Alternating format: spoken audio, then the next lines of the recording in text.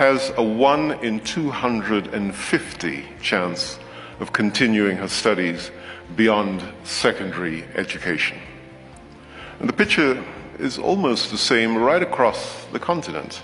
The latest edition of Time magazine points a picture of inequality in South Africa that should attract everyone's attention.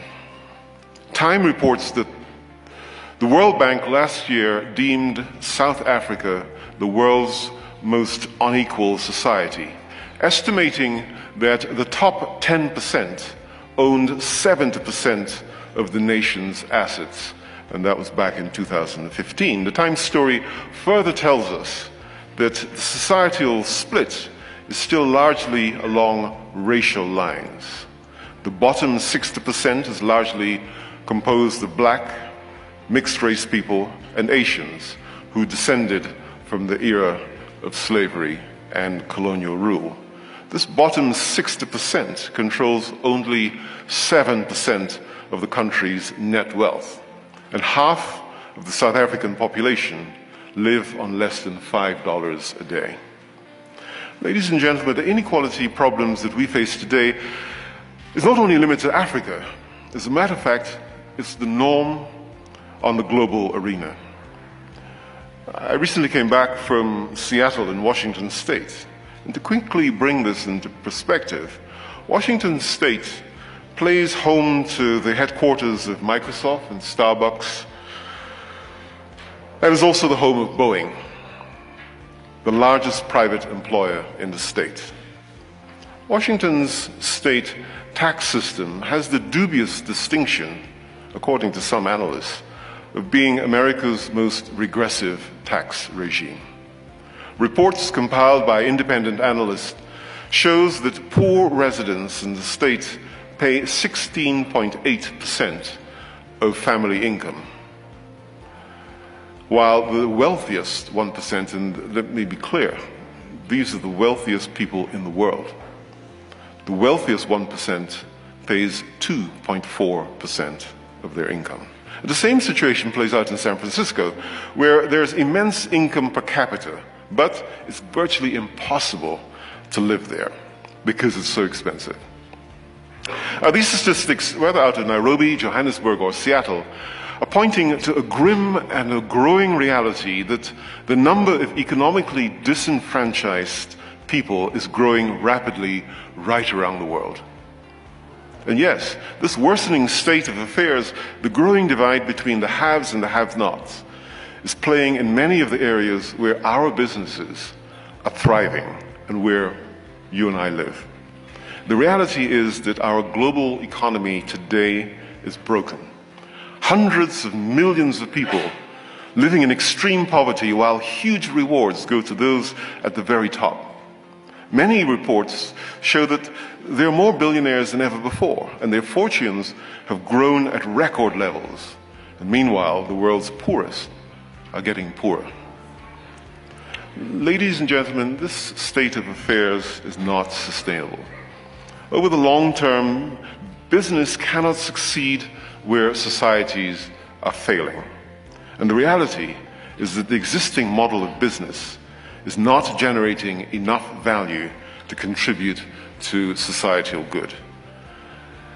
As our African economies focus on their growth trajectory from lower to middle-income countries, the question is whether our nations should pursue GDP-driven economic growth or growth that aims to bridge these inequalities. We may ask ourselves, why does this matter to business?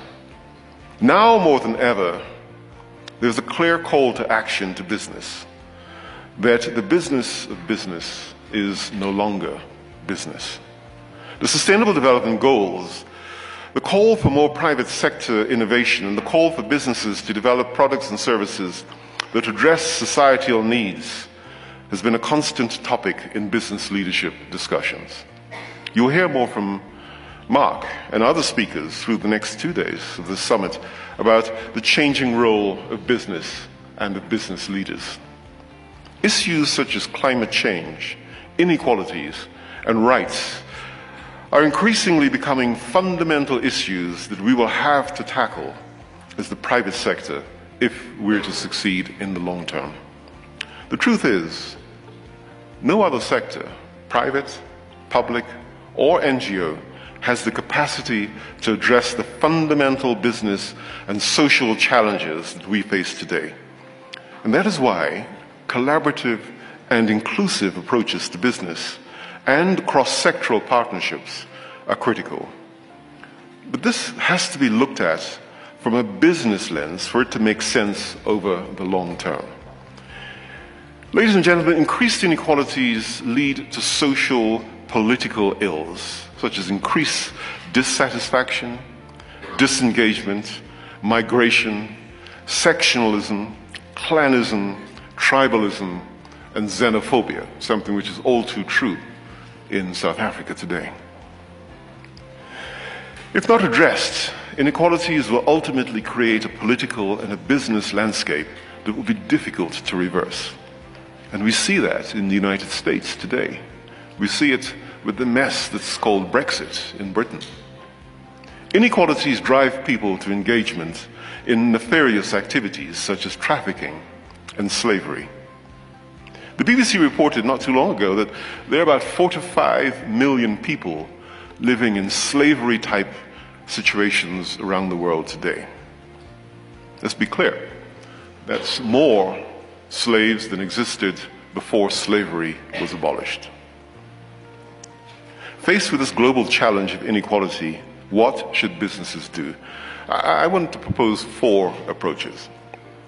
The first is we must adopt an inclusive business approach. Let's seriously think about how to create employment for young people, how we can do business with more women-led organizations, and the same for the SME segment. Secondly, we must address corruption. Corruption is a challenge in our country, on the continent, and globally. It's often executed with the concurrence of the private sector. We are the other side of that coin. This scourge, which causes significant hemorrhage to the economy, drives inefficiencies, drives up prices, widens inequality, and deprives governments of revenues that should be used to deliver services. Thirdly, we must be responsible and transparent taxpayers. And I speak as the CEO for the company that's the largest taxpayer in the region. In the last year, we paid to the government of Kenya 98 billion shillings. That's almost $1 billion. And we're proud. Because we believe that it's only by providing an efficient tax net, and it's only by us as the private sector taking a responsible approach to paying taxes that governments are able to provide the services that they are elected to provide. And finally, we have to tackle inequalities in the workplace.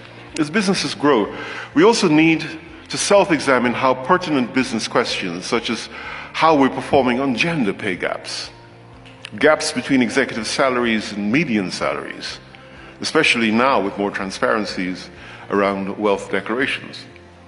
I can see my friend and brother Joshua Igara, and we often sit and muse at the first time we announced publicly, voluntarily, our earnings and the ridicule that we faced amongst corporate Kenya. Now, of course, it's obligatory. The next thing we have to start declaring is that pay gap. Today, I believe CEOs around the world, the multiple is about 230, the CEO earns about 237% of the median salary. Is that the right thing? I mean, I speak because I know that my multiple is not the same here in Kenya. But do I earn enough money? Of course I earn enough money. But we have to look at that pay gap. We have to look at the gender pay gap. We have to look at the executive salary and remuneration relative to the median salary. We have to look at pay gaps along racial lines.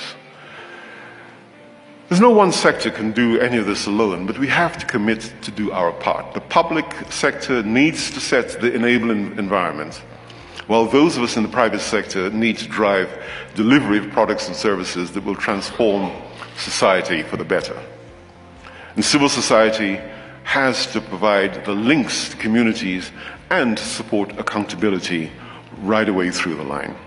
When we bring all these players together, we create what I like to call constructive value, which suggests that when you add 1 + 1, you get something which is slightly greater than 2.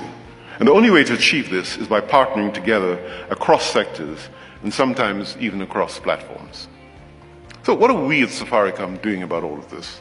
In 2016, we started the process of integrating 9 of the 17 Sustainable Development Goals into our core business strategy. We did this because we believe that the SDGs provide the opportunities to really engage in a purpose-driven business, a business that is both sustainable and inclusive. We asked ourselves, what business could we do in the SDGs that would help us to drive inclusive growth?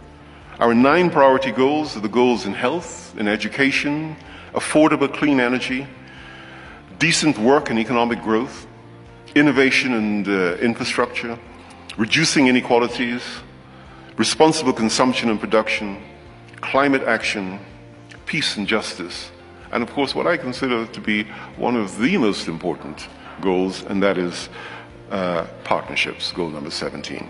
We have since then registered a significant impact in transformation through our products in health, in education, in agriculture.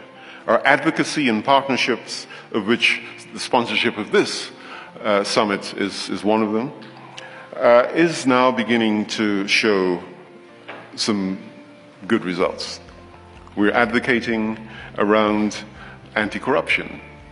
We're advocating around transparency in taxes. We're advocating around child rights. We're advocating around human rights. What business is it of business to be involved in human rights? We are committed to becoming a net zero carbon emitting company by 2050. And trust me, that's not an easy commitment, because year on year our carbon footprint has been increasing over the past few years. Ladies and gentlemen, as I conclude, Mark Kramer will talk about shared value, but unless we can address the context within which businesses operate today, it will be an uphill task to deliver sustainable shared value. We must all rethink our business models and strategies and see how to address growing inequalities. I look forward to hearing about how we can create constructive value across sectors that are very